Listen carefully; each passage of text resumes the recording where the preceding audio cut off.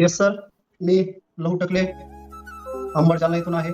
By background wellness coach म्हणून काम करतो आणि या फॅमिलीशी जोडून मला 1 वर्षाच्या वरती झालेला आहे. 1 वर्ष कंप्लीट झाले जवळपास. आणि या फॅमिलीशी जोडण्याचं कारण वाढलेलं वजन, हायपर ऍसिडिटीचा त्रास आणि वाढलेल्या वजनामुळं बेडप असा चेहरा झाला होता. खूप मोठा असा पोटाचा घेर वाढलेला होता. चालताना धाप लागायची सर. त्यानंतर अक्षरशः बाथरूमला जर बसलं तर 2 मिनिटाच्या वर बसल्याच्या नंतर माझ्या अक्षरशः पायाला मुंग्या यायच्या. खूप त्रास व्हायचा.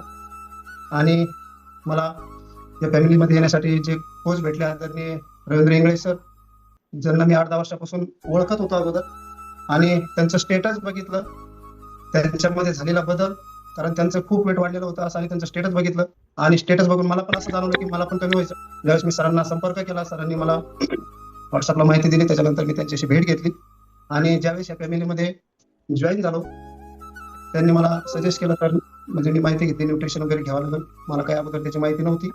पण मी त्यांना एकच सांगितलं, सर मी वर्कआउट करतो पण ते तुमचा आहार वगैरे काही ते औषध मी घेणार नाही.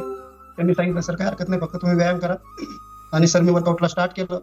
1 महिना वर्कआउट केला आणि त्यांना सांगितल्याप्रमाणे मी सकस संतुलित आहार न घेता वर्कआउट केला. 1 महिन्यामध्ये मला जवळपास 2-3 वेळेस हॉस्पिटलला जाण्याचं काम पडलं. मी सरांना सांगितलं, सर म्हटलं मला पेन होतोय, मला काही वर्कआउट करायचं नाही.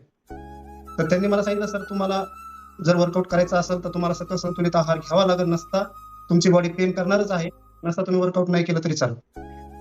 सर त्यानंतर मी त्यांच्या गायडन्सनुसार मी सकस संतुलित आहार मागवला आणि पहिल्या 15 दिवसामध्ये मला ऍसिडिटीला खूप जबरदस्त असा रिझल्ट आला आणि मी तब्बल पहिल्या महिन्यामध्ये 5 किलो वेट लॉस केला आणि सर 3 ते 3.5 महिन्यामध्ये जवळपास मी 16 किलो फॅट लॉस केला.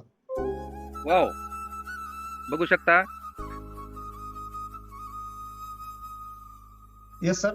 त्यानंतर माझा अनुभव आणि मला आलेला रिझल्ट, माझ्या अनुभवानुसार माझ्या आईला पण खूप असा भयंकर त्रास होता. माझ्या आईला म्हणजे शरीरातला असा पार्टच नव्हता की तो दुखत नव्हता. म्हणजे शुगर होती, बीपी होती, त्यानंतर सांधेवात आणि नेहमी असे हातपाय सुजलेले असायचे, चेहरा सुजलेला राहायचा आणि अक्षरशः आईला माझ्या बसल्याला उठता पण येत नव्हतं सर. आम्ही अक्षरशः हाताला धरून उठवायचो.